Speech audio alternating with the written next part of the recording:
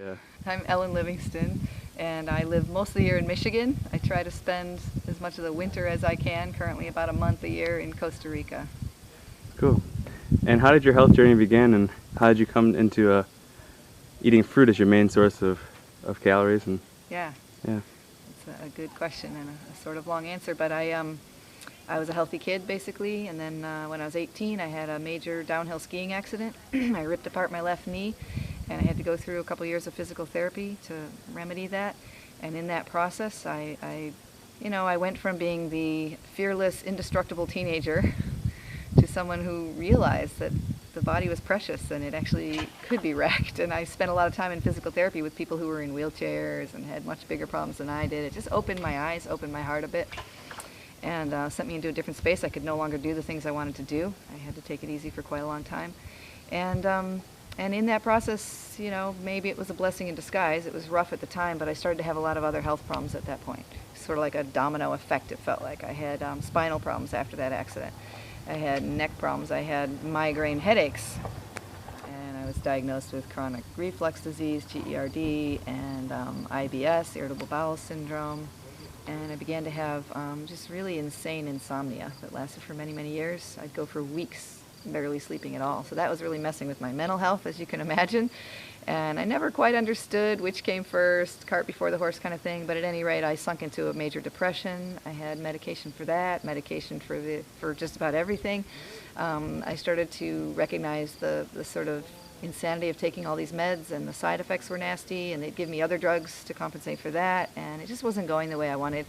And something was intact deep down inside me that knew that I still had an intact spirit in there. I still had a fighting chance to heal myself of all of this. And I started to take it into my own hands at that point, because all the medical doctors, all the alternative practitioners, everything was sort of helpful a little bit, but it all felt like these weird little band-aids, and I still wasn't right inside. I didn't feel whole. So I started to read about nutrition. I had medical doctors tell me that nutrition had what I ate had nothing to do with my digestive disorders. And I mean, obviously that was crazy, so I realized they weren't. It was discouraging to realize that these professionals weren't going to be of much help. But it empowered me to take it into my own hands, and that's when I first began to take responsibility for my own well-being, which was a good thing that I continue to step into every day on this path. That's what we have to do, right? And so I read and read and read everything, tried about every diet under the sun. I became vegetarian, I became vegan. I tried the McDougall diet. That's when I was getting very close to discovering raw food, which was a very low-fat vegan diet. Got all the oils out of my system. I started to feel a lot better. And then I plateaued, and I didn't get any better. And that's about when I discovered a raw food diet. I was eating a huge salad one night, and somebody had been watching me and gave me a raw food book. It happened to be David Wolf's Sun Food Diet Success book. That was after I read Harvey Diamond's Fit for Life, and so those two books together got me launched. I called and got a coach right away, and as I knew I needed help, and I went raw overnight as soon as I read my first raw book, and I really never looked back, because I started to get results that were better than anything I'd seen before, and the results continued. And then after about a year into my path, I met Dr. Graham and his wife Rosalind, and had some coaching from each of them, which helped me refine my program, because I was on the sort of like, I couldn't eat much fat because of my digestive stuff, so I was on the gourmet, but it was just vegetables without the fat, so I was really wasting away. I felt good, but I didn't look so good. So Rosie Graham got me on fruit, and she said, we just got to get you some calories, and that was the missing piece. So I began to, fill out, and I got in the gym, and I got back into yoga, and I eventually got my yoga teaching certification and began to bring yoga together. Yoga had been a spiritual lifeline for me for many years, dealing with all the depression and the emotional issues, and it had been really kind of my spiritual path, if you will. And so I brought that along with the raw food diet and began to realize what a synergy there is between the two, and how both of those disciplines, eating raw and practicing yoga, cause you to become more heart-centered and more self-aware, more pure and clean feeling inside, and more settled in the mind and the heart. And so it was a beautiful combination, and that's what I began to teach. And so that's what I do today. I'm a yoga teacher, and some of my yoga students are not interested in the raw diet, but many of them are. This is my favorite group of people ever to work with at the Woodstock Fruit Festival, because I think anyone who comes to this festival has already declared that they're ready for change, ready for transformation. They're all in transition. They're hungry for the information I bring. They're not scared by the way I talk about living heart-centered and, you know, from your spirit, recognizing your inner light, and really letting your unique song come forth. And so I believe the raw food, fruit-based diet really sort of is like a fast track in that dimension to making us summon up that courage and feel more clarity about who we want to be, where we want to go.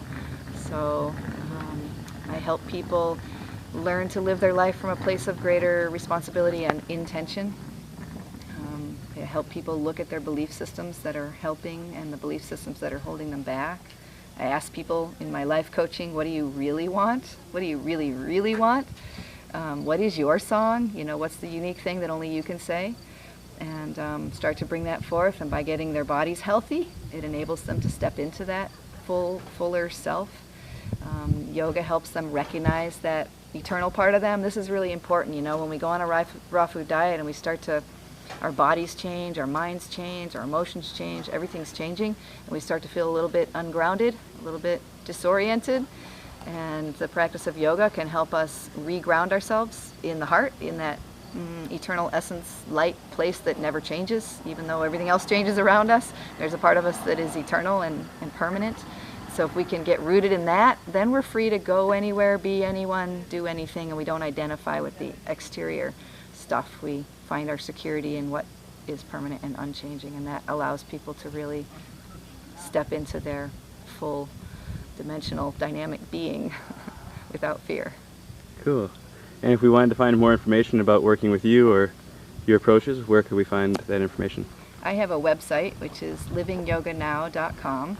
And on that website I have pages that talk about my life coaching. It's a very unique form of life coaching, obviously, because I'm coming from the raw food experience, and I've now been more than 10 years on this high fruit diet, so I do have a level of significant experience there.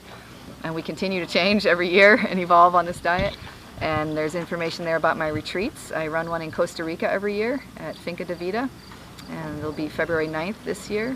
And there's information about my classes locally that I run in Michigan. I do one-day retreats and 30-day support groups and yoga classes, and it's all there at livingyoganow.com. I have a book called The Ultimate Raw Food Diet Detox and Wellness Program. I would consider it like a, I felt like it was missing in all the great literature that's out there for this particular, you know, 80-10-10 style diet. I felt like a handbook was missing. So this is more of a handbook. My next book is going to deal with the whole spiritual and emotional evolvement that we go through on this diet. I have a recipe DVD. It's all 80-10-10 recipes. I have a yoga DVD, and I have some DVDs of inspirational talks I've given. So I hope to connect with you. Namaste. Thank you.